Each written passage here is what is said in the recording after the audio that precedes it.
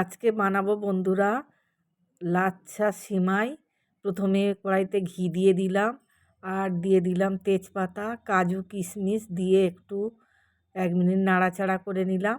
নিয়ে এবারে দিয়ে দেব 1.5 লিটারের মতন দুধ, দিয়ে ভালো করে ফুটিয়ে নিলাম। নিয়ে দুধটা ঘন হয়ে যেতে দিয়ে দিলাম এলাচ দুটো ফাটিয়ে, আর 1 বাটি চিনি দিলাম। আর এই দেখো লাচ্ছা আর সিমাই ঈদের দিনকে কেনা ছিল বন্ধুরা, সময় হয়নি তোমাদের সঙ্গে শেয়ার করব বলে। আজকে একটু সময় পেয়েছি তাই তোমাদের সঙ্গে শেয়ার করছি। ঈদের দিনে আমরা বানিয়ে খেয়েছি। আর এই লাচ্ছা সিমাইয়ের সাথে কয়েকটা ঘি ভাজা পরোটা বানিয়ে নিচ্ছি। আর সিমাইটা ফোটালে হবে না, দিয়েই ঢাকা দিয়ে রেখে দিতে হবে। আমার পরোটা ভাজা হয়ে গেছে আর সিমাইটাও ঠান্ডা হয়ে গেছে। এবারে আমি পরিবেশন করে নিই।